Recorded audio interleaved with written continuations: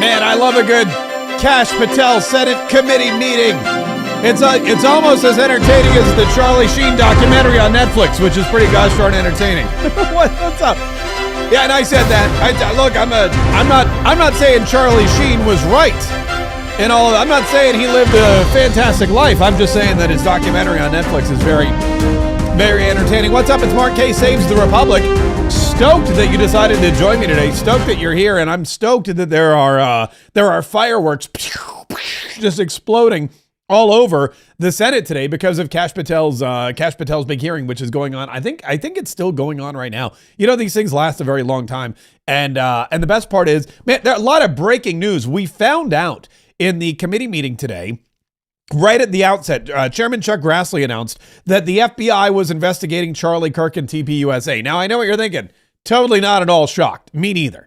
But that's what the actual official word was. Arctic frost. I don't know if you remember that, but Arctic frost was the initiative to investigate President Donald Trump. Jack Smith used it.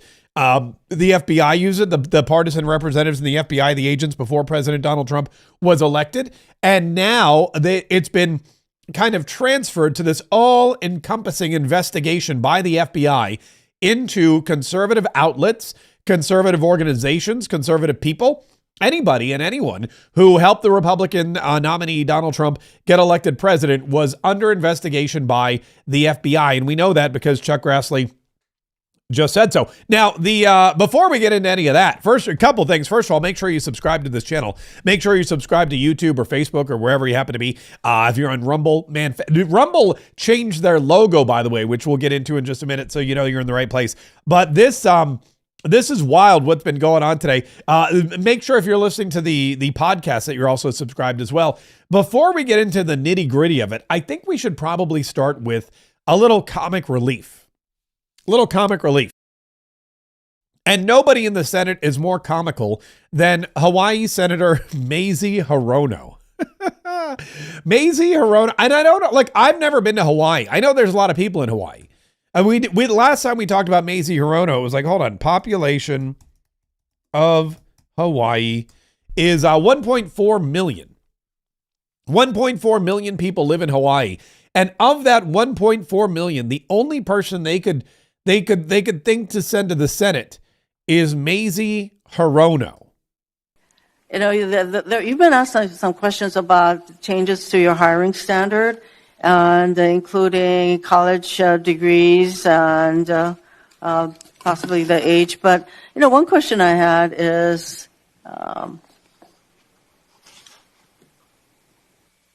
that you are now requiring applicants to be able to do a certain kind of pull-ups, which a lot of women cannot because of physiological differences.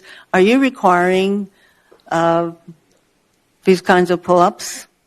We are requiring a physical program at BFTC at Quantico because FBI agents carrying guns in the field have to chase down bad guys and do really hard work. The physical fitness standards of those agents are you requiring these kinds of pull-ups? We are requiring everybody to pass the 1811 standards at BFTC. If you want to chase down a bad guy and put him in handcuffs, you better be able to do a pull-up. The reason I ask is that there are concerns about whether or not being able to do these kinds of harsh pull-ups is really required of FBI agents. Doing one pull-up is not harsh, and there are always medical exemptions to that. So Mazie Hirono is upset because the FBI is requiring their applicants to do pull-ups. And Mazie Hirono, she doesn't look like she does a lot of pull-ups. She doesn't look like she does a lot. Mazie Hirono, I don't know that she's like a pull-up fanatic. It doesn't look like she's done, you know, like the physical fitness. Some people, physical fitness is their thing. Look, and I'm not one of them, right? I'm not sitting here saying I'm a specimen of manhood. I'm not up there saying I can probably do maybe one pull-up on a good day. But again, also, I'm not at Quantico training to be an FBI agent and chase down bad guys. But Mazie Hirono, she's very mad that Kash Patel is requiring people to do pull-ups, to be physically fit, to be in law enforcement. I'm gravely concerned by the state of the FBI under your control. And in fact, you are willing to take a cut in your agency of almost $500 million. So the FBI is losing dedicated employees, decades of expertise and specialization. leading to loss to early retirements, firings, and reassignments to immigration enforcement or conducting local police work. Thousands have already left. For as long as you remain as the head of the FBI, I fear the number of departures and summary firings will continue to grow. Mr. Patel, before the vote on your nomination of this committee, I noted that your most significant qualification, this is not just something that I noted, but others, your most significant What's this place going? qualification was your 100% loyalty to President Trump. And I fear that that continues to be the motivating factor in your position as FBI director. Thank you, Mr. Chairman. Mayor, Mr. Chairman. Director Patel, did you Yes. have anything you wanted to say now? That is an entire falsehood. You can delete my 16 years of government service to multiple administrations all you want. The fact is that I was a public defender. I was a national security prosecutor. I was a House intelligence staffer. I was a deputy director of intelligence. I was a chief of staff to the Department of Defense and the Secretary of Defense. I led the counterterrorism missions for the White House. Those are just some of the jobs I held in my 16-year career. There was no loyalty then. There's no loyalty now to anything but the Constitution. Senator Brett. Yes. Well, before I begin, I want to. And then we go to Katie Britton. And I call him Too Late. The real His nickname is Too Late. Okay, Jerome Powell. Jerome Too Late. Jerome Powell. Then we go to Katie Britt. But the really interesting stuff was with Cory Booker, because Cory Booker has basically abandoned. This is what I figured out. Cory Booker has abandoned his actual duties to the Senate, and instead he's become a professional grandstander. He's become a professional spotlight hog. He is, I guess, running for whatever the next office is. And this is typical. This happens all the time. Senator, he's run for president before. He's probably going to try to run for president again. And in order to run for anything, you need people to know who you are. You need people to know your name. You can't just be like, who? Oh, the bald black guy from New Jersey? I don't think I'm going to vote for him. No, you need people to know who you are. And Cory Booker has been engaged in a series of self-planned publicity stunts that he has been undertaking in an effort to, become more than just the black guy from New Jersey who wants to be president. He wants to be known for, I guess, being the guy that broke the record for the longest filibuster ever, 25 plus hours. And sure, he did that. But does anybody remember what he actually was filibustering about? Does anyone remember what his complaints were? Does anyone actually remember why Cory Booker stood up there for 25 hours and talked about anything except for the fact that he doesn't like Donald Trump? I think that was pretty much the consensus. That was the whole kit and the caboodle. Cory Booker, for 25 hours, stood on the floor of the Senate and ranted and raved about how he doesn't like Donald Trump. And as a result, he broke the record. He got a lot of news coverage, and now he thinks that qualifies him to run for president. Well, in just a minute, I'm going to play you the latest rant where, again, he thought he was filibustering, but he forgot that he's not the only person with a microphone in this committee meeting. First, though, Chuck Grassley, man, a bombshell, a literal explosion of truth about what was going on with Arctic Frost, the FBI, and investigations into Charlie Kirk and TPUSA. Listen to this. Central American gangs like MS-13. Now, it's well understood that your predecessor left you an FBI infected with politics. I'm going to provide examples of that today, including making public new whistleblower records. At your nomination hearing, I made public records that whistleblowers provide me about Arctic Frost. Arctic Frost was the FBI case opened and approved by antitrust Trump FBI agent Thibault. Arctic Frost then became Jack Smith's Electra case against then citizen Trump and now President Trump. These new records show that Arctic Frost was much broader than just an electoral matter. The case was expanded to Republican organizations. Some examples of the group that Ray FBI sought to place under political investigation included the Republican National Committee, Republican Attorney Generals Association, and various Trump political groups. In total, 92 Republican targets, including Republican groups and Republican-linked individuals, were placed under investigative scope of Arctic frost. On that political list was one of Charlie Kirk's groups, Turning Point USA. In other words, Arctic frost wasn't just a case to politically investigate Trump.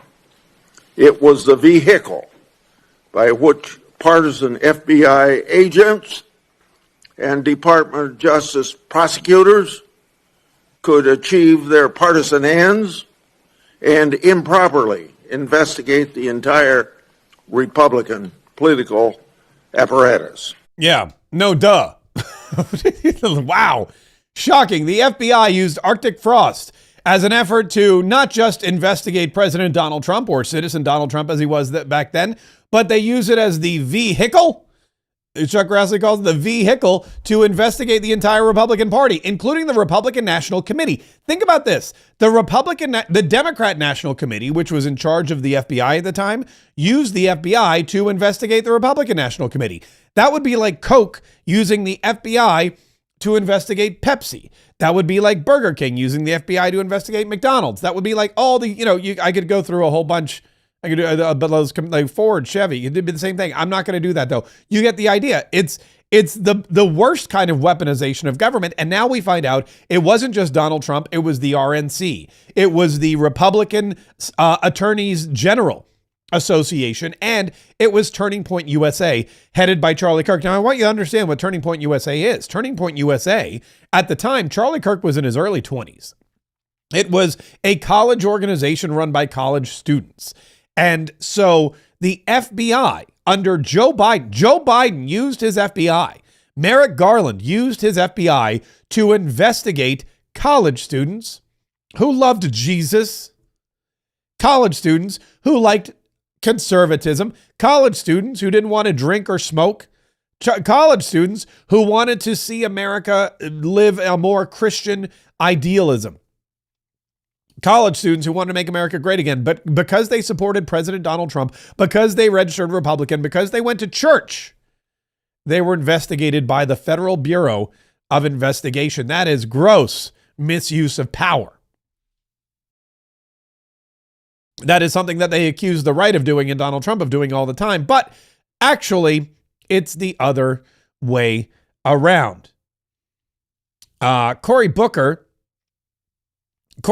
started to talk to Kash Patel. Cory Booker has one line of questioning for Kash Patel, and every time he comes up, whether it was his confirmation hearing or here or there or wherever else, he just continues to lay into Kash Patel about the same thing, that he was elected to the FBI or appointed to the FBI simply because he was loyal to President Donald Trump, and that he and Donald Trump had this plot to get rid of FBI agents who were not loyal or who were disloyal to President Donald Trump, and that the whole thing is a conspiracy and yada, yada, yada. And he went off for like 9 minutes on Kash Patel. Thank you so much for your leadership.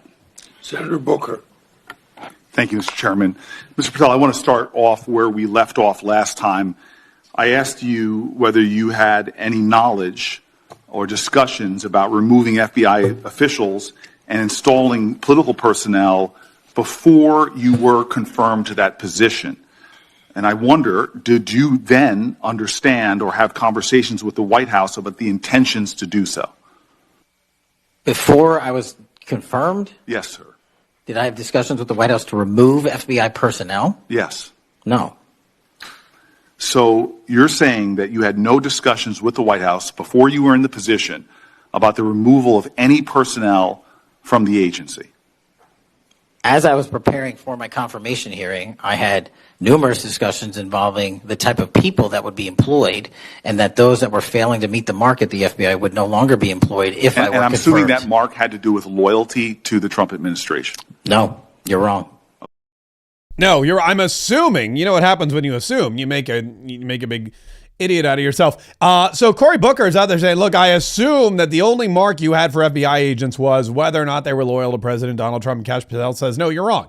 And then he goes, well, I assume that you had these conversations with President Donald Trump. And I assume in your grand jury testimony, and why won't you tell us about the grand jury testimony? I don't know if you remember Kash Patel's hearing to be confirmed, but this whole thing about the grand jury testimony and the transcript went on for like hours. It was the most ridiculous thing. And Kash Patel said, look, the transcript is out there. You can go read it for yourself. But they refused.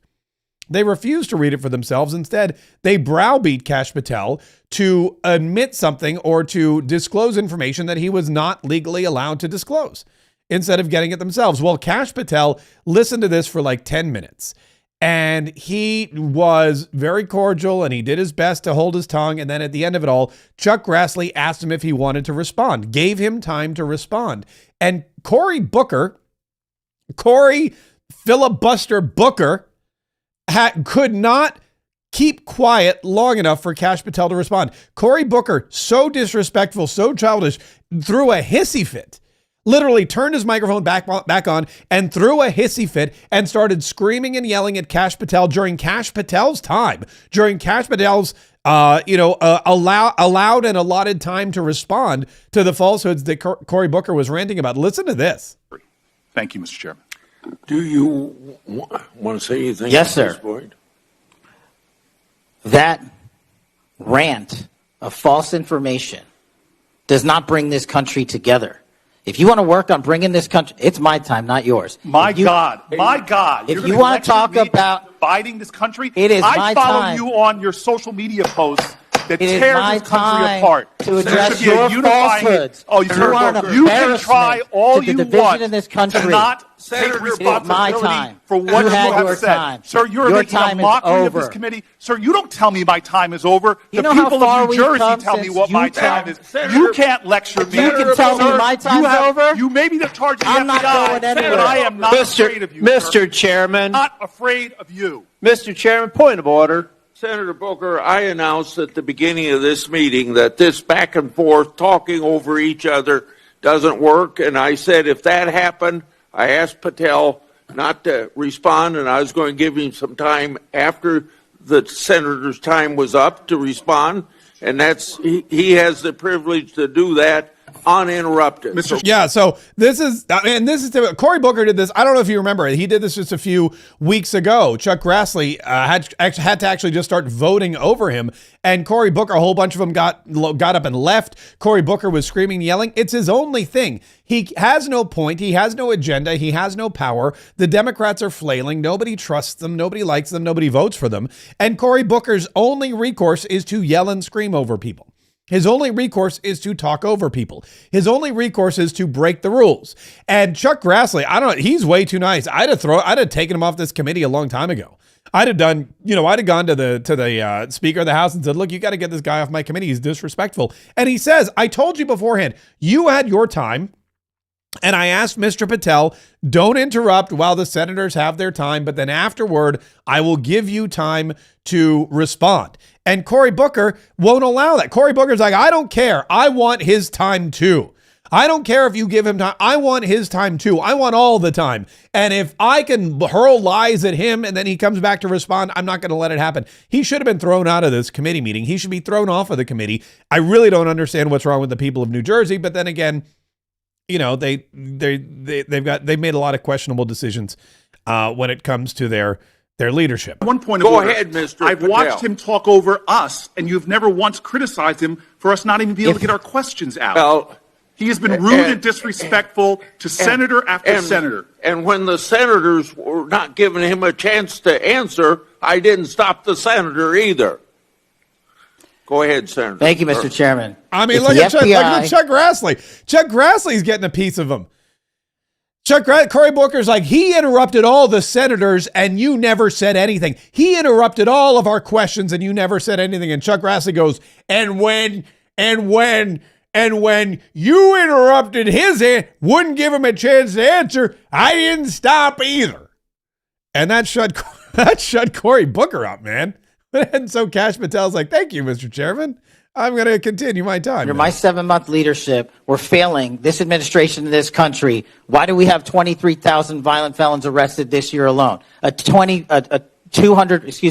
double increase from that time last year. Why is it that we have seized 6,000 weapons? Why have we found 1,500 child predators and arrested them? Why have we 300 human traffickers in jail? Why have we found and identified 4,700 children? Why have we seized 1,600 kilograms of fentanyl enough to kill a third of the American public, a 25% increase alone from last year? 88,000 kilograms of cocaine seized, 7,000 kilograms of meth seized, and that's just on our criminal operations in summer heat. How is it possible that we are taking 8 kilograms off the streets of the cities in New Jersey and preventing the deaths of 607,000 people this year alone, a failure of the FBI and my leadership? How is it that we have counterintelligence arrests already this year exceeding the numbers from the entirety of last year? 33% increase in PRC, 83% in Russia, 60% in the CI space as it relates to Iran, and we haven't even talked about CT, the southern border, the northern border. Before Senator Cruz, I kind of feel like a Man, look at that. I think they went to break. I call him Too Late. Why does his this nickname is Too Late? Okay, Jerome Powell. Jerome Too Late. Why does that keep popping up? That I guess we just like that too late comment.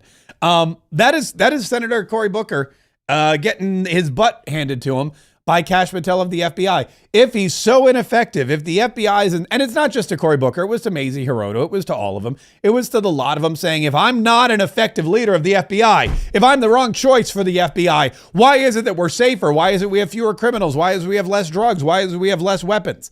Why is it that we can go out there in Washington, D.C.? Look at the litany, the long, what have you guys done? What have the Democrats done? Except, nothing. All the Democrats are doing is they're trying to aid and abet the criminals that Kash Patel and Tom Homan and Pam Bondi and Kristi Noem, that they're all trying to round up these criminals, send them back home from the country of origin, or put them in prison, or blow up their boats full of fentanyl or drugs or whatever it is. We're trying to make sure that Americans are safe. And what are the Democrats doing? What are Cory Booker and Mazie Hirono and the other guy from Maryland, Van Hollen? What are they doing? They're trying to keep the criminals here. They're trying to keep the criminals in place, the human traffickers in place, the drug runners in place, the narco-terrorists in place. They want Tren de Aragua running around the streets. They want DC carjackers to be able to jack cars in DC. They don't want them out. They want the homeless encampments with drugs and crime and filth and disgusting. They want it all over our nation's capital, right there in Union Station. They don't want law and order. They want lawlessness and disorder. And Kash Patel says, if I'm such an ineffective leader, why is it that all of this stuff has happened? Well, he answered his own question, because the Democrats don't like any of that stuff. The Democrats don't like guns off the streets. The Democrats don't like criminals in jail. They don't like drugs being stopped. They don't like the border being secure. It flies right in the face of everything that they stand for. While we were playing back Cory Booker, by the way, it was Adam Schiff's time. And Adam Schiff apparently got a little taste of Kash Patel as well. By the way, I haven't even heard this yet. But I hear that it's explosive. This is Kash Patel handing it to Senator, it still pains me to say that, Adam Schiff. Want the American people to believe that? Do you think they're stupid? No. I think the American people believe the truth, that I'm not in the weeds on the everyday movements of you're inmates. Not in the weeds? What I am doing is protecting this country, providing historic reform, and combating the weaponization of intelligence by the likes of you. And we have countlessly proven you to be a liar in Russiagate, in January 6th. You are the biggest fraud to ever sit in the United States Senate. You are a disgrace to this institution and an utter coward. I'm not surprised.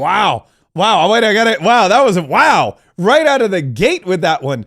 The biggest disgrace to ever sit in this institution and a coward. I want to hear that again. We have countlessly proven you to be a liar in Russiagate, in January 6th. You are the biggest fraud to ever sit in the United States Senate. You are a disgrace to this institution and an utter coward. Wow. You are the biggest fraud to ever sit in the Senate. You are a disgrace to this institution and an utter coward. That's fantastic. That's probably, I'm going to be honest with you, that could be the best and most accurate description of Adam Schiff that I've ever heard. And it's true. This guy lied during Russiagate. He lied during January 6th. That's all he does is lie. All he knows how to do is lie. And this guy was censured by the House of Representatives. So what did they do in California? They promoted him and they made him a senator. Think about that. You get censured in the House of Representatives for lying in an impeachment hearing and trying to introduce false testimony into the actual congressional record, which I believe, look, that one dude pulled the fire alarm and he got voted out. The, what's his name? The guy that's in prison from New York, the good looking, the guy that dressed really well with the, what's his name? You know the guy. He's George. Thank you, George. Yeah, that guy. He's in prison, but Adam Schiff lies under oath, or lies in the testimony rather, tries to introduce false testimony into the congressional record, gets censured, and he's now a senator.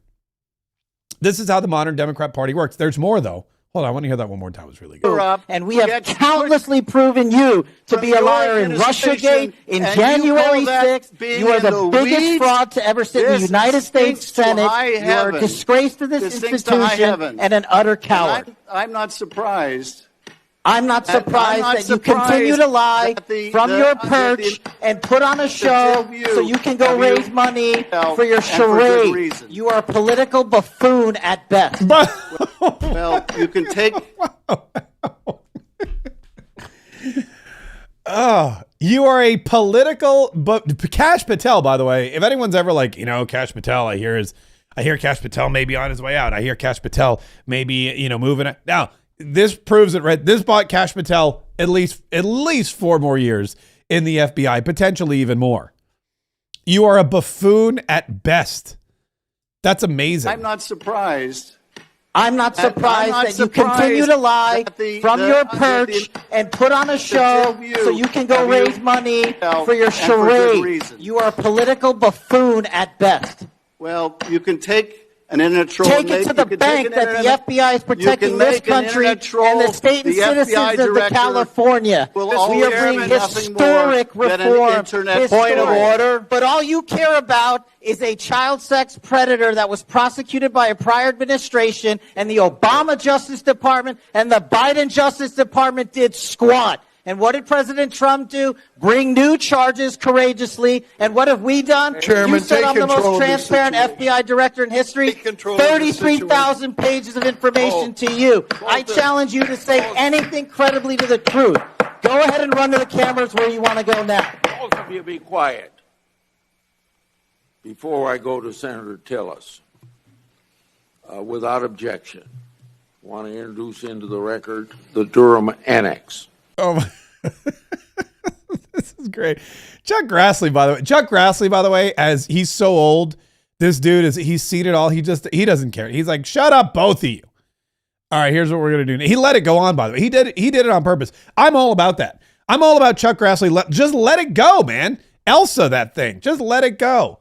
Let it go. Let Kash Patel have his say, because Adam Schiff needed that. Adam Schiff needed somebody to wallop him.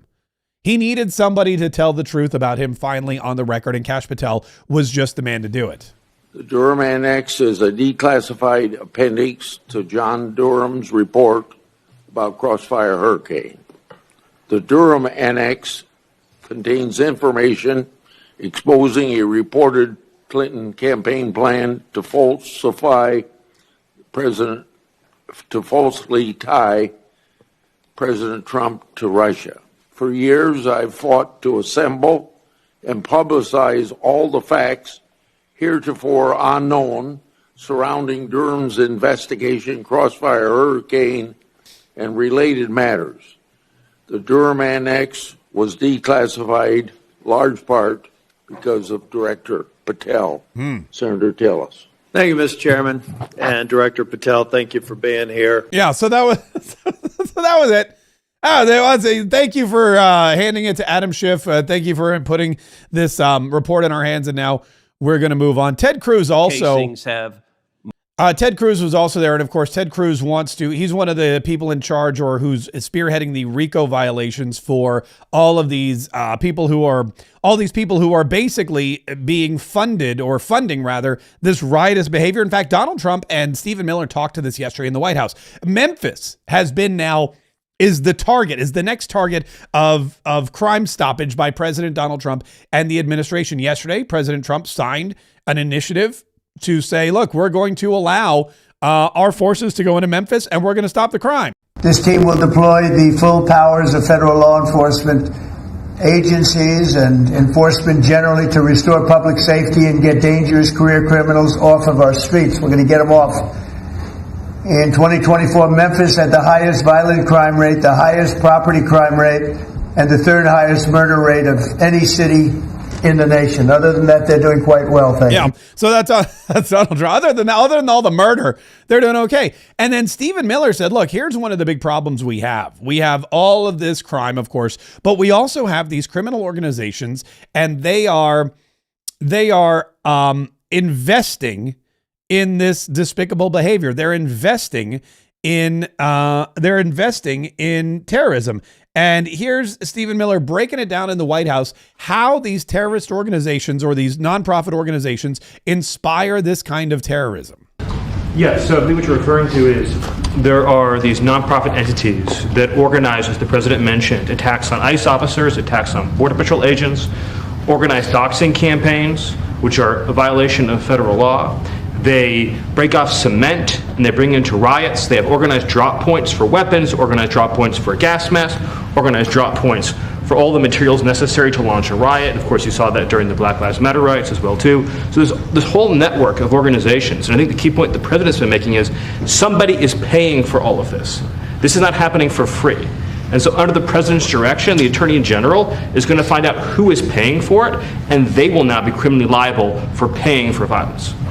I mean, if you think about it, if there's like gas masks just hanging out, we've always talked about this, in bricks and cement, somebody's paying for it. Somebody's getting the buses full of agitators there. Somebody's getting the signs that are all printed up. You know, they're all perfectly printed from the printer. They're getting them in the hands of these people who basically look homeless. And you're thinking, how is it that all of these homeless people have expensive gas masks, perfectly printed signs, and these beautiful charter buses driving them around the country to go and smash windows and light fires and chant and yell and scream? Where do they get all this money? Is it because they don't spend any money on clothing or personal, grooming products? Is that what it is? They say they don't buy shampoo, soap, or deodorant. They don't pay for haircuts. So instead what they do is they just buy these beautiful charter buses that they can drive around the country, and they get these gas masks and these bricks. No, it's being funded by people. And the non-profits that are funding these organizations are the ones that Stephen Miller's going to go after, because he says they're basically racketeering. It's all a big RICO violation. It's the same thing that happened. Do you remember when Kamala Harris was bailing? She was bailing the Black Lives Matter rioters, the George Floyd rioters in Minneapolis. She was bailing them out of jail. Her and LeBron James and a bunch of other of their rich celebrity Californian friends. They were paying. So what would happen was the Black Lives Matter rioters would break something or hit something or attack a police officer or light something on fire. They'd get arrested. They'd go to jail. Bail would be, $500-$600. And Kamala Harris was part of a charitable organization, along with LeBron James, that paid for these people to be sprung out of jail. So they would pay $500. The people would pop out of jail. And what would they do? Would they go home and wait for their court hearing? Would they go home and would they go to church and repent for their sins? No, they'd leave jail. They'd go right back downtown, light another fire, bash another police car, throw another brick through another window, scream and yell some more. They hit somebody with a red cap. And then they would go back to prison, and guess what? Kamala Harris and LeBron James and the rest of the left-wing lunatics from California were right there to bail them out again, and they would go right back down. That's exactly how it worked. That's exactly how it happened. And these are the exact same organizations that are now purposely funding these rioters all over the country. And Donald Trump says enough. Stephen Miller says enough. We're not going to do that anymore. And Ted Cruz is one of the people behind this in the Senate, and he's telling Kash Patel, we got to get this thing passed.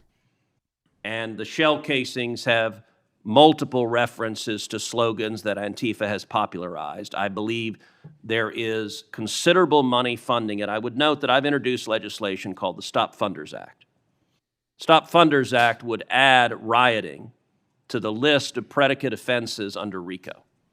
I believe the money should be tracked and prosecuted under RICO, and both the Antifa and Black Lives Matter riots of a couple of years ago and the pro-open border riots in Los Angeles and other cities of this past year, I believe there was significant money behind those riots. I'm not the only person who noticed at the anti-Semitic protests and violent protests on college campuses that many of the tents all matched.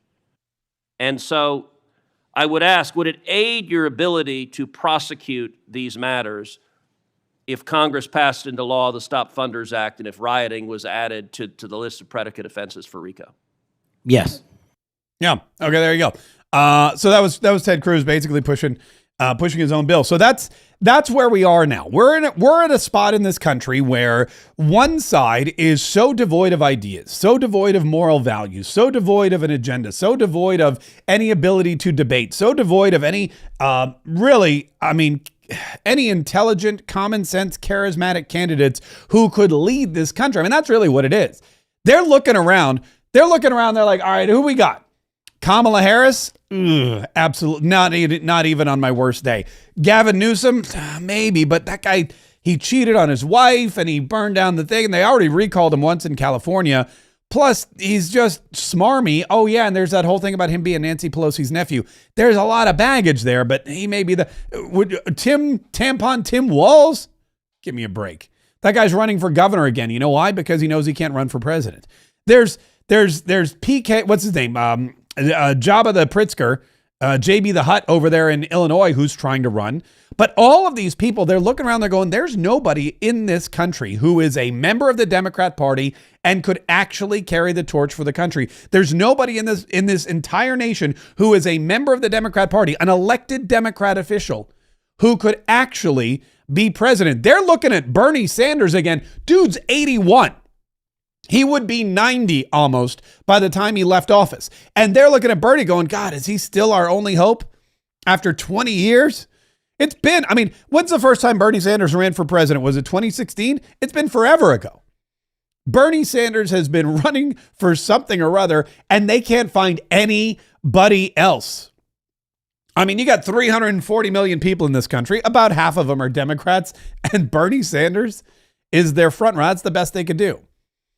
So when that happens, what do? They take to violence. And we saw it last week with Charlie Kirk. And you're going to see it again because there's going to be more violence. How do we know that? Because there's people out there who are celebrating the violence. And if you have, think about this, it's going to get worse. If Charlie Kirk were murdered, assassinated, shot down live in front of God and everybody, if that happened, and everybody in the country came together like they did after 9/11 and said, this is horrible, this is terrible, this has got to stop, this is demonic, this is evil. If everybody came together after that and all held hands and said, we need a reset, this is America, we're better than this, then we might be okay, but that's not what happened. Thousands and thousands and thousands of people saw and heard the news about Charlie Kirk and they celebrated. And they went online and they posted how it was a great day. Yay, woohoo, finally. They celebrated the death, the brutal death, the killing of a man who was Christian, who believed in God, who loved America, who believed America was the greatest country in the world, who had a wife and 2 children. And because of what he believed, he was killed. And because of what he believed, he was excoriated by demonic people on the left. Guess what? A lot of those people are getting fired. And they're baffled. They're just baffled. This guy is an engineer. I think he curses, so I'm going to try to edit it. But listen to this. Well, I just want to say thanks a lot, MAGA. You guys did get me fired from my job. Okay, let's stop right there. This guy was an engineer for like 12 years or something like that. He posts something horrible about Charlie Kirk getting killed. I don't know what it was, but you've seen him. People saying he got what he deserved. It couldn't have happened to anyone better. Thank God. I've heard even worse. There was a guy that wrote a song praising, They've called him fascist, all this other stuff. So this guy, whatever he posted, it got back to his employer. He got fired, and he goes, "Thanks, MAGA. You got me fired." Well, I just want to say thanks a lot, MAGA. You guys did get me fired from my job. I was an engineer for 12 years. So for the first time in 12 years, I have to get back into the job field.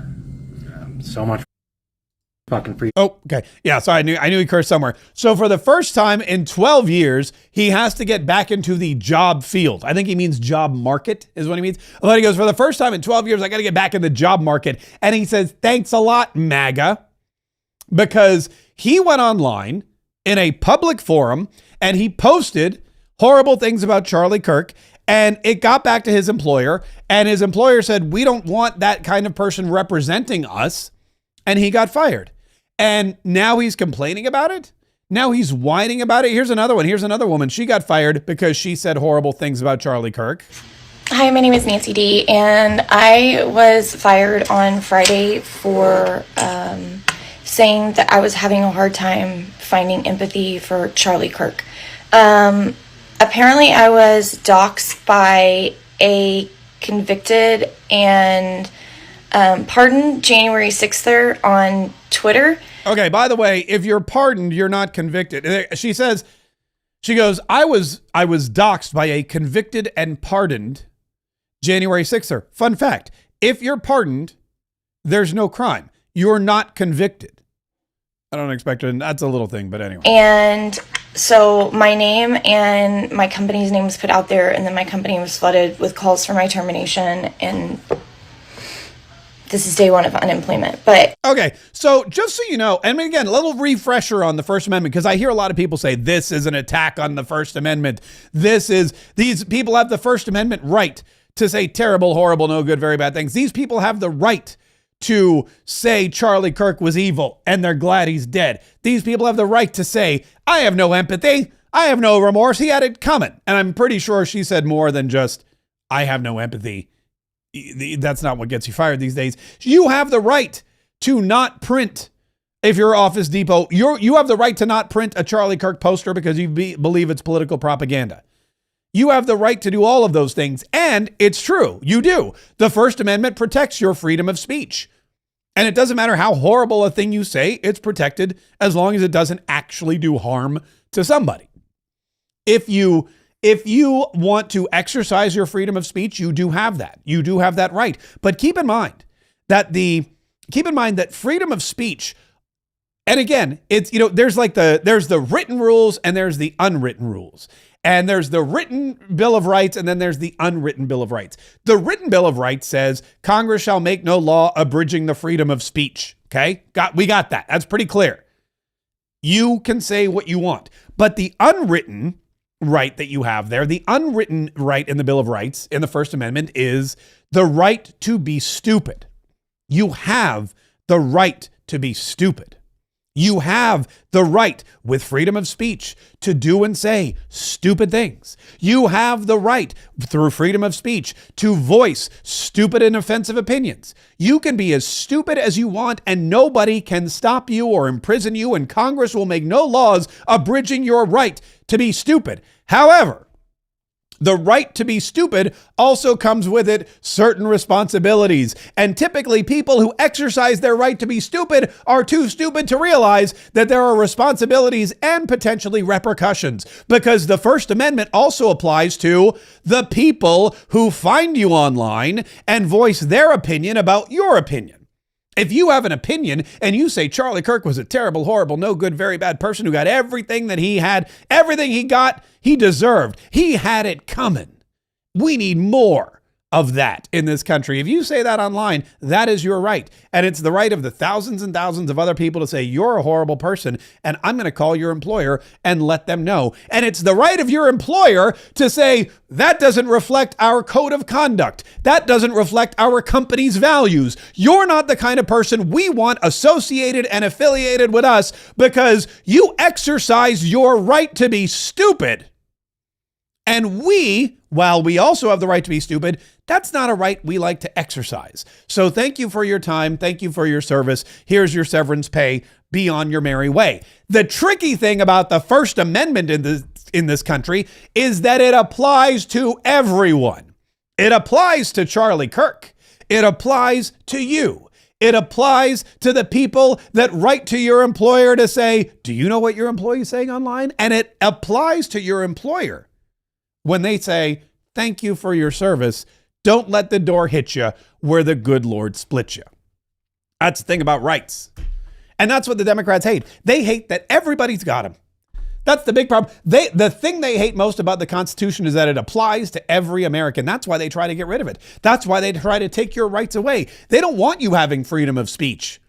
That's why, you know what? The January 6ers were put in jail. That January 6er that she said was convicted and then pardoned was put there because the Democrats didn't like that they had freedom of speech. They didn't like that the Democrats didn't like that the Republicans also had the freedom to peaceably assemble, as is outlined there in the Bill of Rights, the very First Amendment. They don't like that. They like to do it on their own, even though most of the time they ain't peaceably assembling anywhere. See the earlier part of the show where we talked about the bricks being dumped on the street and the gas masks and the burning flags and the looting and the rioting and the bail money and all that other stuff. The Democrats, they only want your rights to go one way, their way. And when you exercise them, they hate it. Look, I got fired from my job too. I got fired from my job because I quote unquote talked about Trump too much. That was a direct quote. They said, hey, you talk about Trump too much. Needless to say, I worked for a news station, and at the time, Donald Trump was pretty much big news. But that's okay. That's okay. It was their right to say they don't want conservative voices on their radio station. They want liberals. They want moderates. They want people who don't think that Donald Trump is an effective leader. They want people on their station who will push a liberal agenda and not tell you the truth. That's their right as a private business owner. I own my own business now. I own my media company. I have multiple podcasts. I have multiple live streams. We have products galore. We do events. Tonight, we're doing another event, which I'll tell you about here in just a minute. I don't want anyone coming in here and telling me what I can or cannot do with my company. And so if they want to push liberal agenda and paint it as conservative talk radio, that's up to them. They have the right to do that under the Constitution, but the Constitution applies to everybody. And that's what the Democrats can't stand. Nancy Mace, she has a different take on it. She's been the target, I guess you would say, of online threats and doxing. Because again, Democrats do it more than Republicans, but when it gets done to Democrats, they cry. This is the difference. This woman's crying, and this dude's crying that he got fired. I got fired after 12 years. I got to go find a job. Thanks a lot, MAGA. This other woman, she's like, I got fired because I said I have no empathy. I don't think you got fired because you said no, you don't have no empathy. Nancy Mace, she gets doxxed by the left. And what does she do? She says, hey, everybody, I'm packing heat. And I had hired security this weekend everywhere I went when I was back home. This is a terrifying time, and I'm not going to be terrorized, and I will be locked and loaded with one in the chamber because it's unsafe. And my children received a serious death threat yesterday. My family are receiving death threats. I'm getting them. We have received so many death threats, we've stopped counting. Yeah, we've received so many death threats, we've stopped counting. This is right after Charlie Kirk was murdered. We've received so many death threats we can't count it. We can't count them. So she goes, I will be locked and loaded with one in the chamber. And for those of you that know, you know what that means. So that's how you could, that's the two different ways to look at it. Somebody calls and gets you fired. You could go cry online. Somebody threatens your life. You say, guess what? I'm packing heat. I got one locked and loaded. I got one in the chamber, and I'm going to be carrying. And I imagine she's going to be carrying it. I imagine she's going to be carrying it pretty much anywhere. We already know Lauren Boebert rolls around DC with one strapped to her hip or wherever else she's strapping it. I don't even know. We know that I guarantee there's multiple Congress people who are carrying live, locked and loaded with live ammo. I know when I get to Congress, I guarantee I'll be protected because look, pardon me, there's no guarantee that the protection they put in place is always going to protect you. And if you don't believe me, just look at the Secret Service agents who've been placed on leave because of the comments they've made about Charlie Kirk as well. it's really interesting where we are in this country. You've got the freedom of speech, but there's also responsibilities and repercussions that come with that. And that's what people don't realize. And Donald Trump has, Donald Trump has been, it's really interesting because the media, it's almost gotten to a point where they understand how Donald Trump's going to respond. And with this killer now, this Antifa, self-proclaimed Antifa kid, Tyler Robinson, who has admitted now, that's the other thing too. So there's a Discord chat. Oh, remind me to get to this here in just a minute. There's a Discord chat where he admitted he did it. I want to pull up this story here real quick. I did it. Discord confession. So this Discord group that this guy's in, and for those of you that don't know what Discord is it's very popular with gamers and young, it's very popular with altcoin traders and hip young people, the AI generation. A lot of them use Discord. There's nothing really sinister about it, but it's just another place where they can all get together and chat. And in this Discord server, the suspect, who's now been charged, or allegedly shot Charlie Kirk in the neck and killed him, wrote, "It was me. It was me." He wrote that in his Discord chat. Here's the Washington Post. The 22-year-old suspect in Charlie Kirk's killing appears to have confessed to friends in an online chat shortly before turning himself into law enforcement, according to two people familiar with the chat and screenshots obtained by the Washington Post. "Hey guys, I have bad news for you all," said a message from an account belonging to the suspect, Tyler Robinson, on the online platform Discord. "It was me at UVU yesterday. I'm sorry for all this."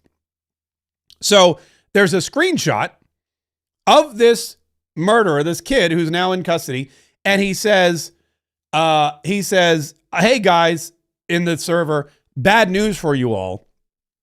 It was me at UVU yesterday. I'm sorry for all of this." They're going to announce charges, by the way, here very soon. Authorities to announce Kirk suspect charges. If that happens live during the broadcast, I'll bring those to you. I heard, and I don't know if this is true, that if this kid is convicted in Utah, he could face a firing squad, which that's amazing. I didn't know they still did that. Anyway, the message was sent Thursday night, about 2 hours before officials said Robinson was taken into custody. A member of the group chat shared an image of the conversation with the Post and confirmed that it came from Robinson's account. The person spoke on the condition of anonymity out of fear of harassment.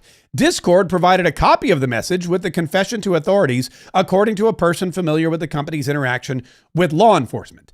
The person spoke on the condition of anonymity because they were not authorized to publicly discuss details of the investigation. The message was sent from Robinson's account to a small private group of online friends. Discord is working closely with the FBI and local authorities, providing information about Robinson's online activities. Here we go. There's another part in there. The Discord conversation shared with the Post shows members of the group chat reacting to Kirk's shooting Wednesday before the news broke that Robinson was allegedly involved. The group included about 30 people. "Charlie Kirk got shot," one friend wrote, according to an image of the message. "I just saw the video, holy blank," another user wrote about an hour and a half later. Another one wrote, "Bro didn't deserve to go out like that, sad." The only response from Robinson's account came the next day with the message announcing bad news. He then went to wrote, I'm surrendering through a sheriff friend in a few moments." That message was posted at 7:57 p.m. local time in Utah. "Thanks for all the good times and laughs. You've all been so amazing. Thank you for everything." So he posted this to members in the group chat. Somebody posted, "Pray for Tyler and his repentance. While Charlie Kirk's politics were not acceptable to some, I ask that we all say a prayer for him and his family during these confusing times." So it seems like an admission of guilt. Let me pull up here real quick. We'll go to Newsmax because apparently there's going to be a live press conference here before too long. And if there's a live press conference, then of course we want to bring it to you because that's where they'll be announcing the charges against this kid. They'll be announcing what potentially could happen. As I said before, it appears that in Utah, the death penalty by firing squad is on the table, which again, that's just That's wild to me. The fact that there would be a firing squad is just, I mean, look, it seems wholly appropriate. I'm not saying it's inappropriate at all. It's wholly appropriate, especially in this instance, but it's just wild to think that could happen. All right, we'll leave this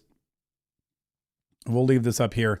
We'll let it play and we'll see what happens. If that does pop up here, we'll bring it to you live, like I said, because I am curious to hear the charges. I am curious to hear what's going to happen and what the next steps are, because, oh, by the way, I don't know if you heard this. This old dude, where is it? The 71-year-old, his name is Zinn. This guy, do you remember there was a guy that they originally arrested on the scene? I have the video of him. You maybe have seen this video. And again, there may be some wordy-dirts. I'm going to try to stop it before the wordy-dirts start. But here's this guy. His name is George Zinn.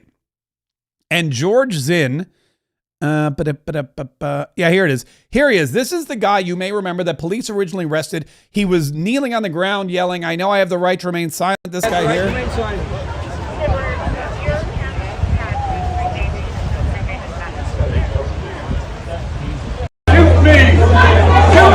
Was that you? That was him moments after I'm going to turn the volume down because, like I said, I think he's going to curse or someone's going to curse. But moments after, this guy started yelling at the cops, "I shot him, shoot me." And then he ended up with his pants down around his ankles and he's hobbling around and he yells, "Shoot me, shoot me." He wanted the cops to shoot him. Apparently, right when Charlie Kirk got shot, this guy jumped up and yelled, "I did it, shoot me next." And they hauled him off to prison and they investigated him and they talked to him. And allegedly, what they said was, He said he shot him, but I don't know, dude. and people are crying and it's just crazy. So this guy was the first guy that we heard anything about. He's the first guy that we saw when it came to the Charlie Kirk shooting. He's the first guy we saw police drag him out. His name's George Zinn. He's 71. Well, they have him back in custody now. Look at this. Old man who falsely claimed he shot Charlie Kirk is known gadfly, which I believe just means annoying person. I believe that just means, oh, wait, hold on. We got to break in. We got to break into the breaking news. Here we go. Here's breaking news. It looks like they are about to announce the charges. Here we go. Jeff is going to be the only one speaking right now, and I'll introduce right now County Attorney Jeff Gray.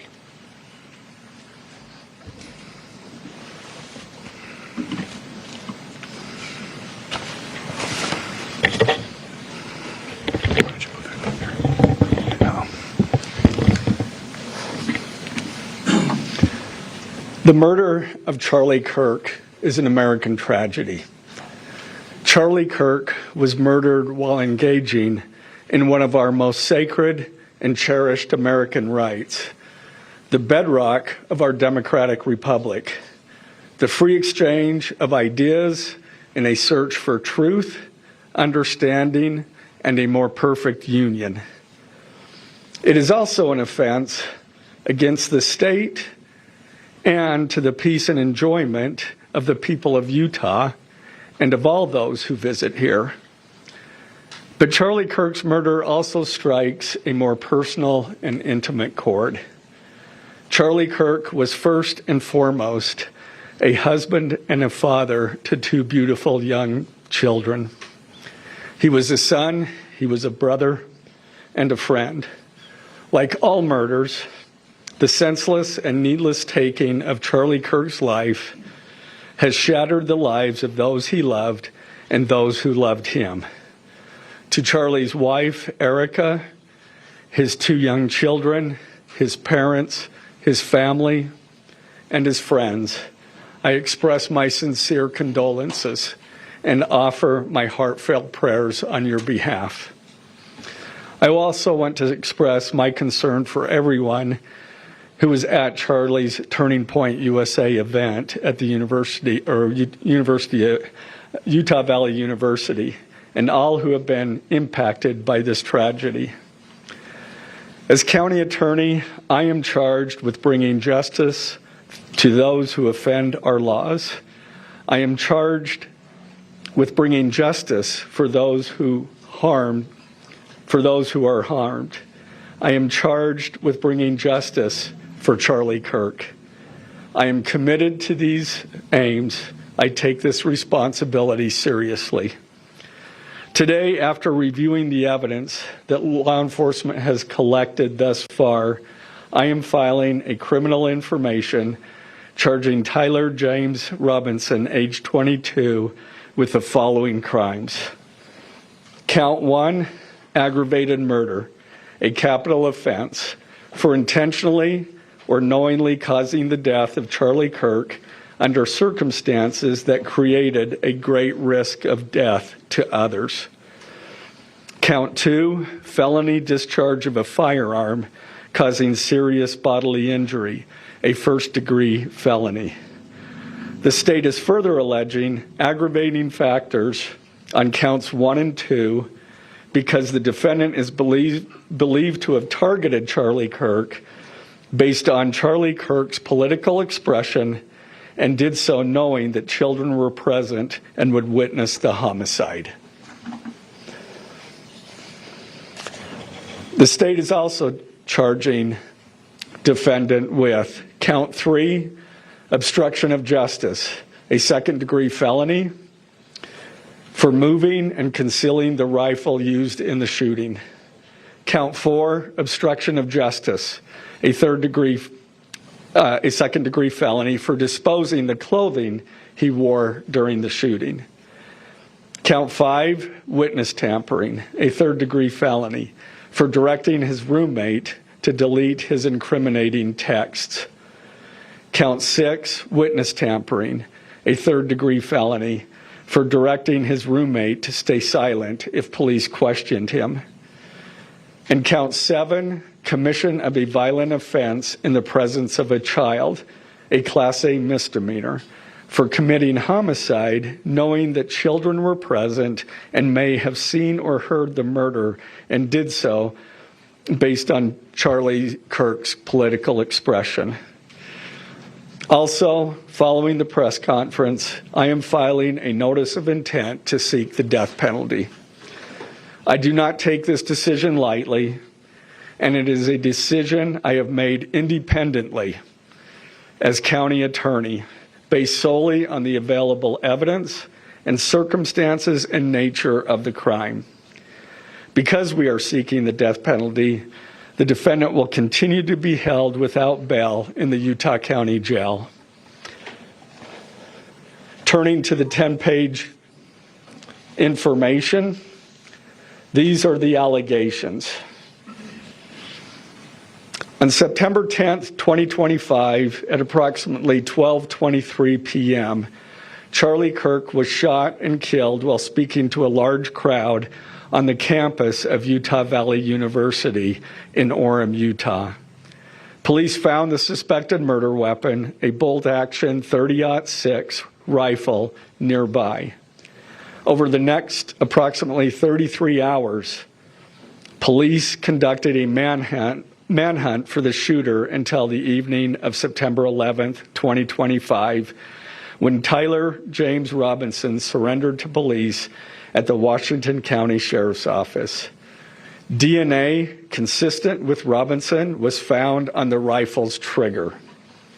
After shooting Mr. Kirk, Robinson hid the gun, discarded the clothing he wore when he fired the rifle, and told his roommate to delete incriminating text messages and not talk to police.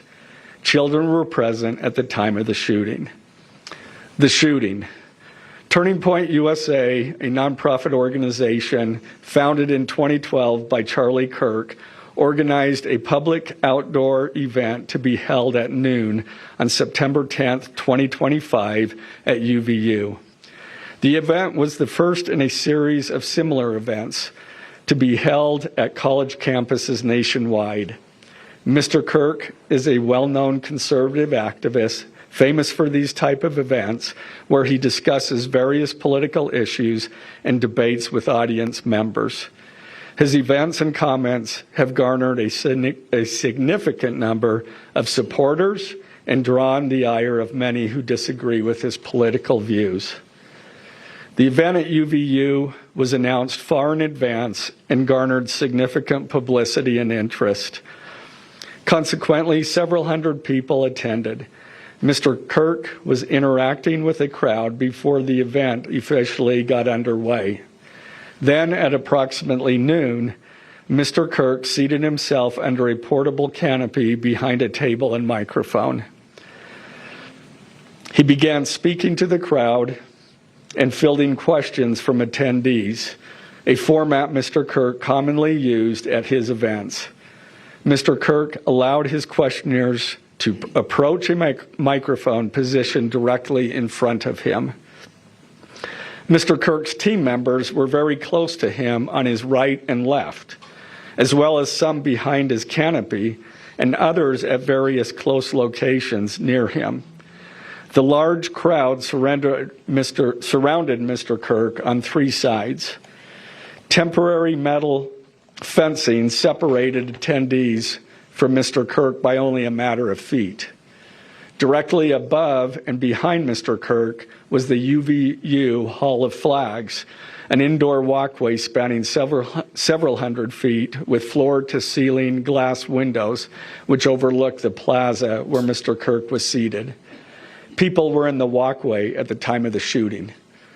Approximately 15 minutes into the event, Mr. Kirk was answering a question about mass shootings by transgender individuals when a gunshot rang out. The bullet struck Mr. Kirk in the neck. He slumped to the ground almost immediately. The bullet's trajectory passed closely to several other individuals beside Mr. Kirk, including the questioner who was standing directly in front of Mr. Kirk. Children were visible near Mr. Kirk's stage when he was shot. Mr. Kirk was rushed to a nearby hospital where he was declared deceased. The medical examiner's report is still pending. So UVU surveillance.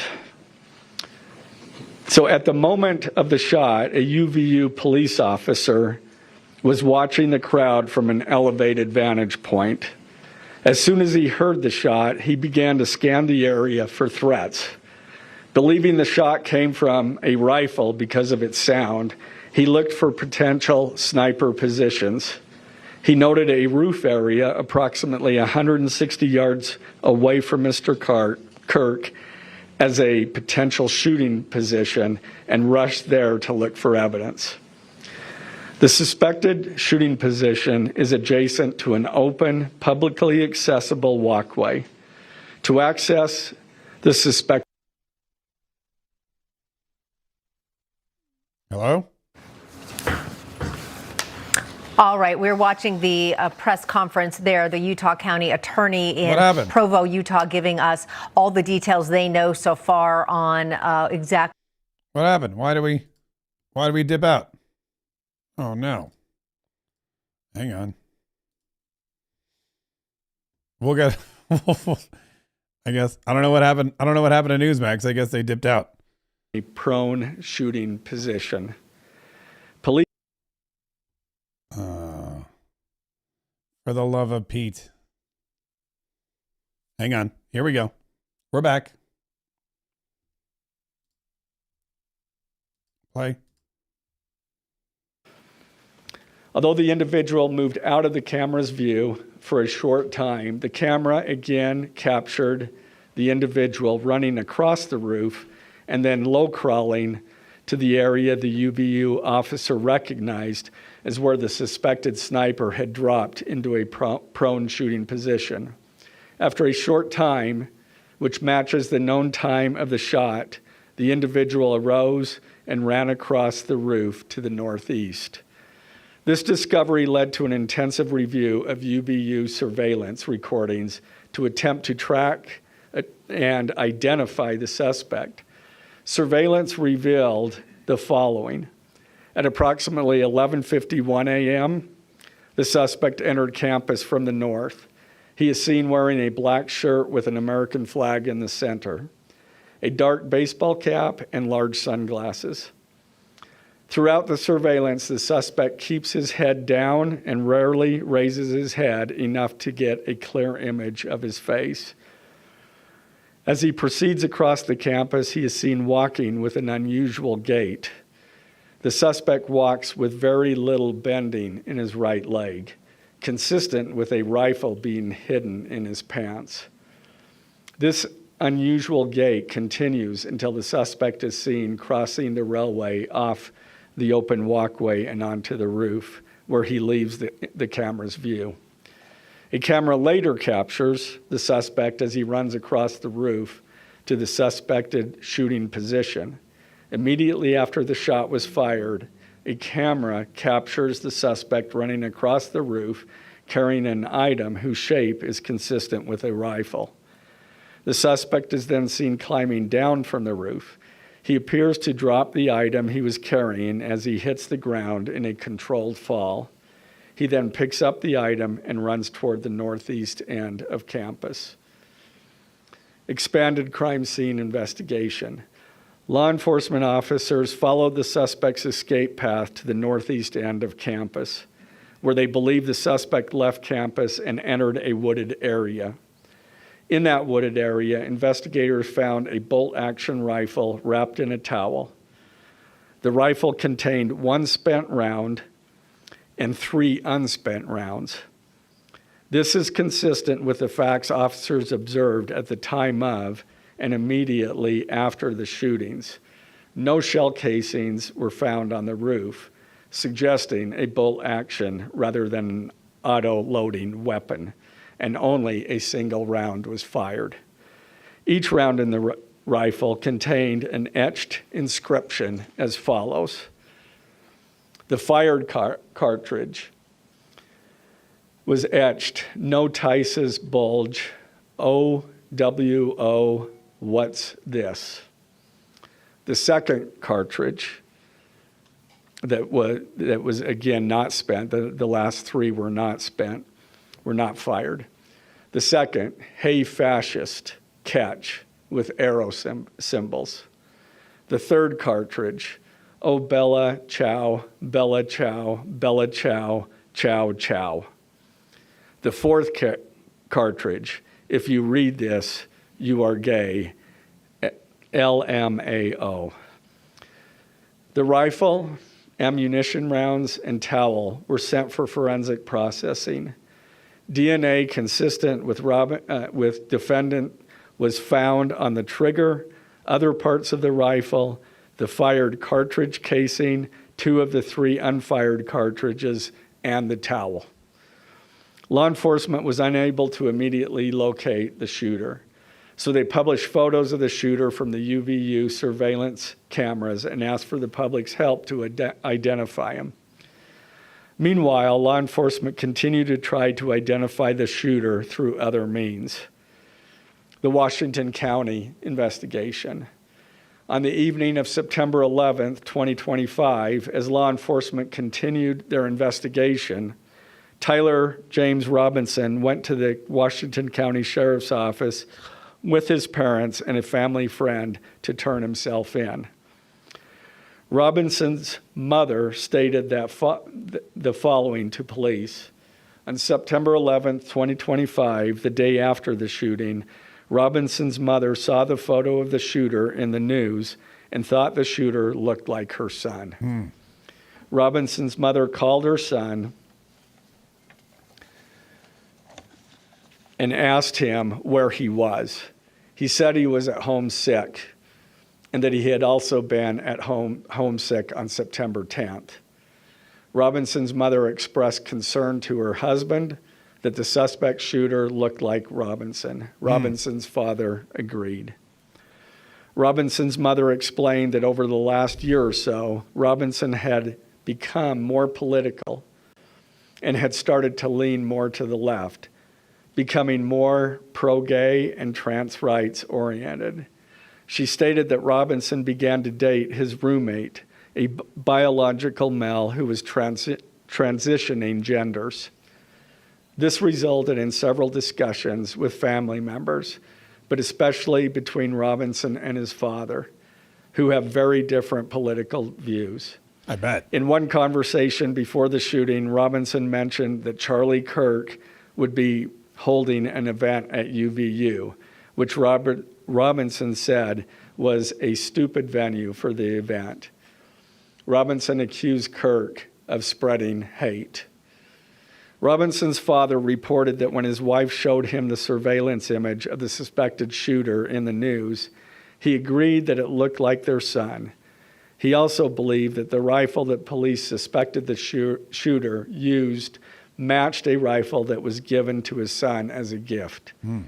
As a result, Robinson's father contacted his son and asked him to send a photo of the rifle. Robinson did not respond. However, Robinson's father spoke on the phone with Robinson. Robinson implied that he planned to take his own life. Robinson's parents were able to convince him to meet at their home. As they discussed the situation, Robinson implied that he was the shooter and stated that he couldn't go to jail and just wanted to end it. When asked why he did it, Robinson explained there is too much evil and the guy, referring to Charlie Kirk, spreads too much hate. They talked about Robinson turning himself in and convinced Robinson to speak with a family friend who is a retired deputy sheriff. At Robinson's father's request, the family friend met with Robinson and his parents and convinced Robinson to turn himself in. The family friend spoke to police and reported telling Robinson that it would be best if he brought all evidence with him to the sheriff's office to avoid police having to search his parents' home. The friend also asked Robinson if he had any clothes that were related to what he did. Robinson replied that he had disposed of the clothes in different areas. The roommate. Police interviewed Robinson's roommate, a biological male who was involved in a romantic relationship with Robinson. The roommate told police that the roommate received messages from Robinson about the shooting, and he did provide those messages to police. On September 10th, 2025, the roommate received a text message from Robinson which said, "Drop what you're doing. Look under my keyboard." The roommate looked under the keyboard and found a note that stated, quote, "I had the opportunity to take out Charlie Kirk, and I'm going to take it." Police found a photograph of this note. The following text exchange then took place. After reading the note, the roommate responded, "What? You're joking, right?" Robinson, "I am still okay, my love, but am stuck in Orem for a little while longer yet. Shouldn't be long until I can come home, but I gotta grab my rifle still. To be honest, I had hoped to keep this secret till I died of old age. I am sorry to involve you." Roommate, "You weren't the one who did it, right?" Robinson, I am. I'm sorry." Roommate, "I thought they caught the person." Robinson, "No, they grabbed some crazy old dude, then interrogated someone in similar clothing. I had planned to grab my rifle from my drop point shortly after, but most of that side of town got locked down. It's quiet, almost enough to get out, but there's one vehicle lingering." Roommate, "Why?" Robinson, "Why did I do it?" Roommate, "Yeah." Robinson, "I had enough of his hatred. Some hate can't be negotiated out. If I am able to grab my rifle unseen, I will have left no evidence." That's what you think. Going to attempt to retrieve it again. Hopefully they have moved on. I haven't seen anything about them finding it. Roommate, "How long have you been planning this?" Robinson, "A bit over a week, I believe. I can get close to it, but there is a squad car parked right by it. I think they already swept that spot, but I don't want to chance it." Robinson again, "I'm wishing I had circled back and grabbed it as soon as I got to my vehicle. I'm worried what my old man would do if I didn't bring back Grandpa's rifle. IDEK if it's had a serial number, but it wouldn't trace to me. I worry about prints. I had to leave it in a bush where I changed outfits. Didn't have the ability or time to bring it with. I might have to abandon it and hope they don't find prints. How the F will I explain losing it to my old man? Only thing I left was the rifle wrapped in a towel. That's what you think. Remember how I was engraving bullets? The F in messages are mostly a big meme. If I see notice bulge UWU on Fox News, I might have a stroke all right. I'm going to have to leave it. That really effing sucks. Judging from today, I'd say Grandpa's gun does just fine, IDK. I think that was a $2K dollar scope. Wink, wink. Robinson again, delete this exchange. Again, Robinson, my dad wants photos of the rifle. He says Grandpa wants to know who has what. The feds released a photo of the rifle, and it is very unique. He's calling me, RN, not answering. Robinson, since Trump got into office, my dad has been pretty diehard MAGA. Robinson, I'm going to turn myself in willingly. One of my neighbors here is a deputy for the sheriff. Again, you are all I worry about, love. That came from Robinson. Roommate, I'm much more worried about you. Robinson, don't talk to the media, please. Don't take any interviews or make any comments. If any police ask you questions, ask for a lawyer and stay silent.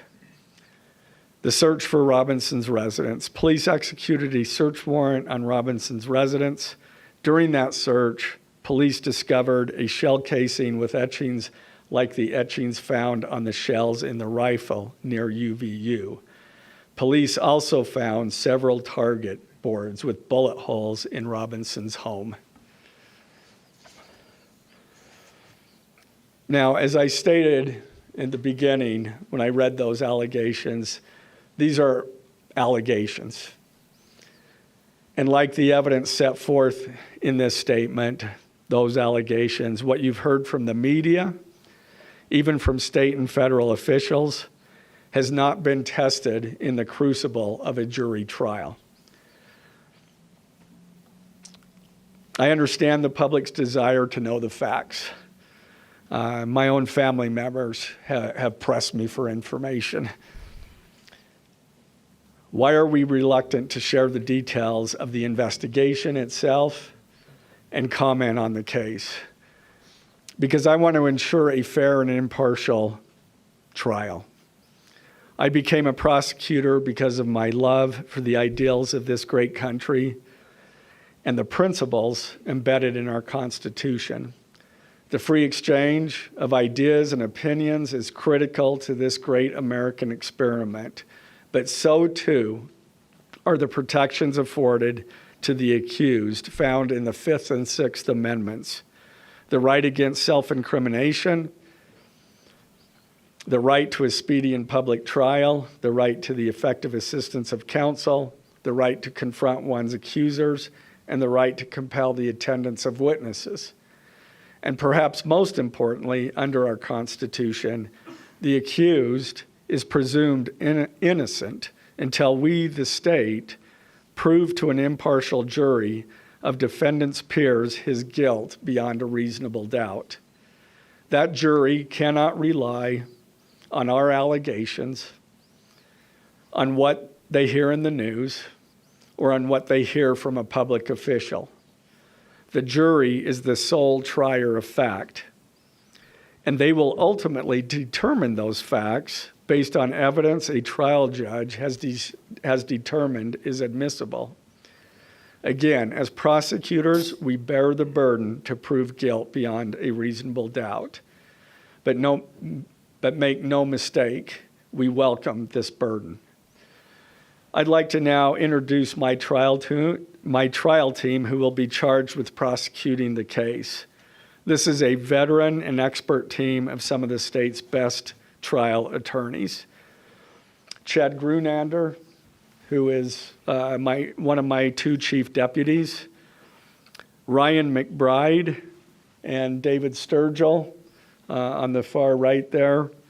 And those two were very much involved in preparing search warrants, did a phenomenal job, worked day and night. All right, so while he's going over this team here, once again, the charges that they've levied against Tyler Robinson, this is the district attorney in Utah, aggravated murder. Lauren Hunt. That's the first charge, aggravated murder. Number 2, felony discharge of a firearm, both with aggravating factors because it was a political targeting and because there were children in the area. Obstruction of justice because he hid the rifle, which was the first count of obstruction of justice. The procedural steps. Here we go. We're not a grand jury. We don't have a grand jury system like the federal courts do. It's a preliminary hearing system. So the arrest and filing of the criminal information are merely the first steps in the criminal justice process. Today at 3 p.m., the defendant will appear before a judge in the Utah 4th District Court for his first appearance to be informed of these charges and to ensure that he has an attorney to represent him. The hearing will be brief. The judge will conduct that first appearance virtually via WebEx. This is not unusual. In the 4th District, all felony first appearances for defendants who are in custody are held virtually. A link to that hearing is available for media on the Utah State Court's X account at Utah State Courts. Now, following defendant's first appearance, he will be entitled to a preliminary hearing. At that hearing, the state will be required to show probable cause that defendant committed the crimes. The purpose of the preliminary hearing is not to determine guilt, but simply to assure the court that the prosecution has enough evidence to proceed to trial. If a judge finds probable cause and binds the case over for trial, an arraignment hearing will be held. At that hearing, a judge will again inform defendant of the charges against him and require him to enter a plea to each charge. The next step following the arraignment is an opportunity for the parties to file any relevant motions and then ultimately the trial itself. This case has generated a tremendous amount of interest across our nation and even the world. The public's desire for information is understandable, but it bears reiterating that this case will be tried in a court of law consistent with our Constitution, not the court of public opinion. Thus, we will only discuss the case with the press occasionally. It will not be a day-to-day or even week-to-week occurrence, but we will only do so in a manner as not to jeopardize the fair trial process. Before I conclude, I want to express my appreciation for the tireless work of our local, state, and federal law enforcement officers. They have an extremely difficult, dangerous, and often thankless job.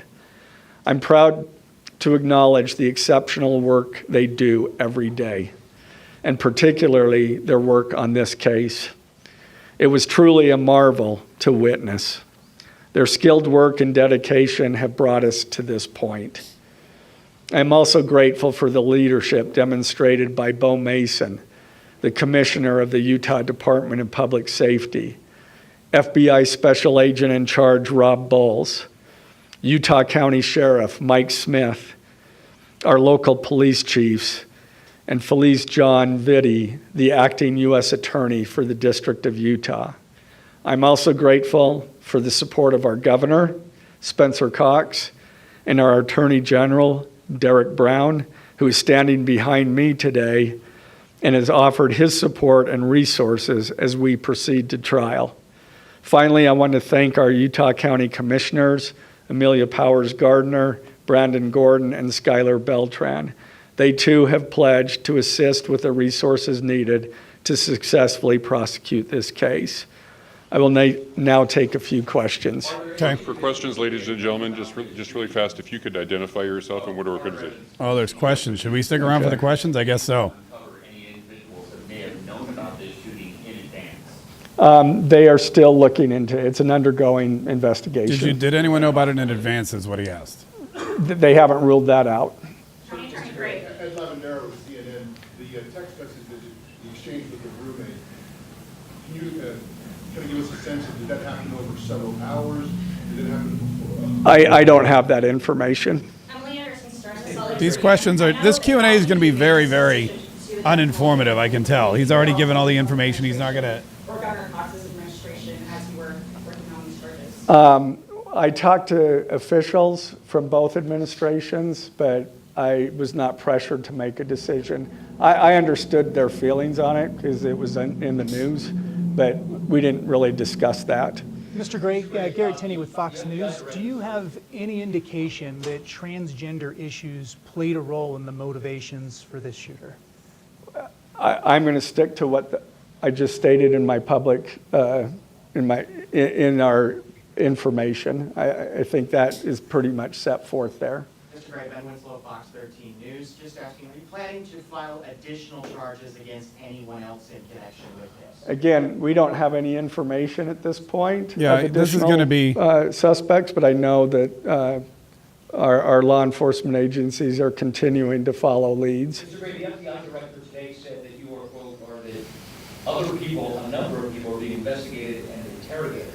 So it seems that there are people who might be up for prosecution. Yeah, I'm not. Do you think that the suspect was a lone wolf, or could this be part of I can't comment on that. I'm not aware of all their investigation. I just know that these agencies are continuing to investigate this case and follow all leads. Dennis O'Meara with BBC News. Would like to know, how does this possibly interface with any federal charges? That's up to the feds. They have different charges, and they're reviewing the evidence. And after they review the evidence and the law, they could file charges. But I'm not privy to exactly what they're looking at. Because these are the state charges in Utah. BBC, you spoke a lot about text messages with the roommate. The governor previously said the roommate is cooperating, but could we see charges against the roommate?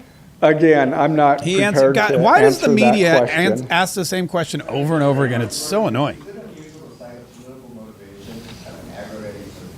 It's part of our code, and so we charge that. For those that aren't of a legal mind, is this a confession to text messages? Text messages? Is that legally a confession? And is he cooperating since he's... Ultimately, a judge will determine that. Is it a at trial. confession, what we've seen with the text messages? Again, I'm not going to comment on that. Okay. What would you tell us about the suspect's time online that some say radicalized him? I am not aware of that information. Yeah, it's, again, still guys, under investigation. This is pointless. I don't know why they're taking questions. I am not going to comment on that. Yeah. Continuing to not cooperate? I am not going to comment on that. Mr. Gray, the FBI director has been way out in front in terms of presenting evidence to the public. Your team has been very circumspect, very measured in what they let out. Does that hamper your investigation and the build-up to this? Well, as attorneys, we typically like to control that information to preserve an impartial jury and a fair trial. Excuse me? I don't have that information. Can you tell us more about what the family may have said in interviews? Mother? What the family said is what I provided. What he provided? He provided the whole thing. Do you anticipate that the defense will try to get this trial moved out of Utah County, and how will you respond to that? That from where? From Utah County. That the defense will be from Utah County? Well, that they will try to get the trial moved. I couldn't predict what they're going to do. Is there any of this just the timing of the shot and the question that was asked about mass shooting transgender? Is that more than coincidence? That will be for a jury to decide. This is ridiculous. Again, I'm not going to comment on the evidence. Why are you taking all these questions? You're not commenting. You're not going to comment, Again, and we know I'm that. not going to comment on other than the facts or the evidence that we've gathered so far. Wrap it up.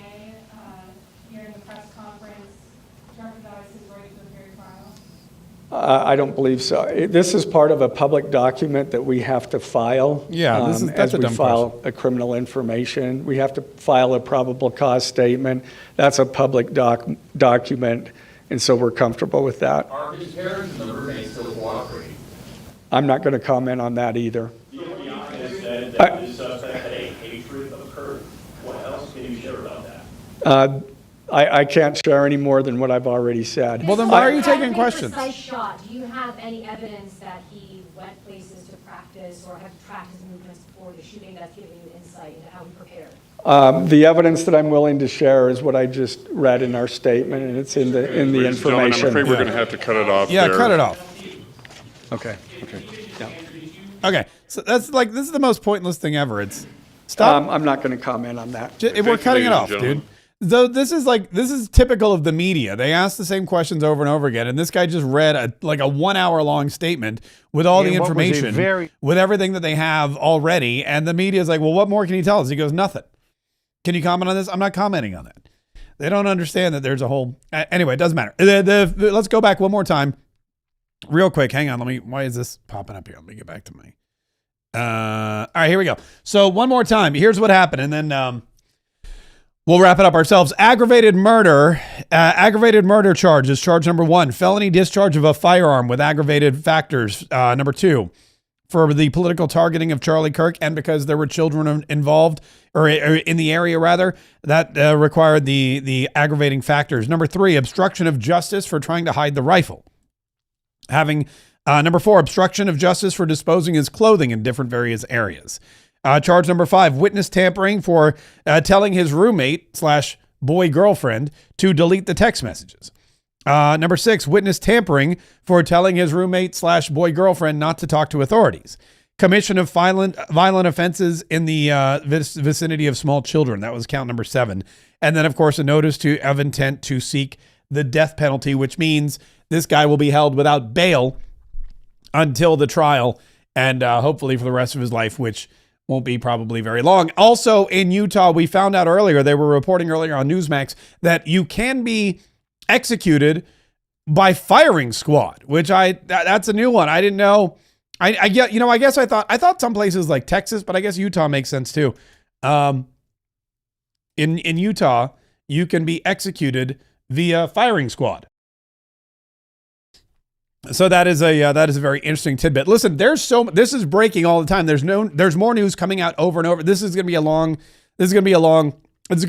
There's going to be lots of news coming up today, tomorrow, the day after that, and we're going to be here every single day to bring you that news. So make sure you're subscribed to this channel wherever you happen to be. If you're listening on a podcast, make sure you're subscribed on Spotify or iTunes or iHeart. If you're watching on YouTube or Rumble, like I said, we go through everything. And we want to make sure that you get all the latest information from a true and honest source, a reputable source like me. So Mark K. Saves the Republic is always your best place. It's always your best bet. Also, later today, in about 5 hours and 36 minutes and 27 seconds, I'm going to be hosting Podcast Profits Live. This is an event that we do every week almost. We do it a lot. But this is great. It's the behind the scenes of how to make a money-making podcast in just an hour without studio, tech skills, or a huge online following. And there's been a lot more interest in this kind of stuff really lately, because I think what people are realizing is it's important to get what you know out there to people. And there's so many people out there that have made it their mission to share their message with folks. You know, I'm one of them.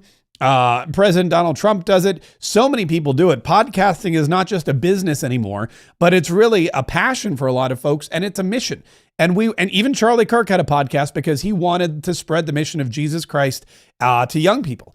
We have a lot of people we work with who are Christian, who are religious, who are pastors in some way. We have folks who are trying to, help people raise better children and be better family members. We have folks who are business owners who are looking to help their customers and serve their customers. Anyway, a podcast is, in my humble opinion, the greatest way for you to get your message out there, build your business, protect your financial future, and really become an instant authority in whatever it is that you do. I've done it, and I've helped other people do it, and tonight I want to help you do it. It's free, by the way, this whole event. It's a free online event. Just go to podcastprofitspro.com to register, or if you prefer, you can click the link below. There's a link in the description of this video. Podcast Profits Live tonight. The website is podcastprofitspro.com.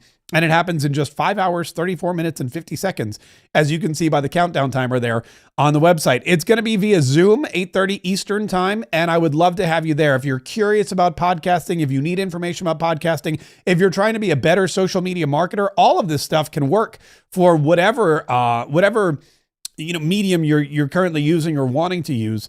So I would definitely come hang out with us tonight for free, 8:30 p.m. Eastern, podcastprofitspro.com. In the meantime, thank you so much for joining us today. Unfortunately, we went long. We're going to have to bypass the after party, but we will be back tomorrow with more information, with more. Well, there's going to be people are going to be now going through these charges. We're going to have all kinds of new information about these charges, and we're going to bring you everything you need to know to protect yourself, to protect your family, to stay safe, strong, informed, entertained, inspired, enlightened, and ready at any moment to fight the forces of evil so that we can save the Republic.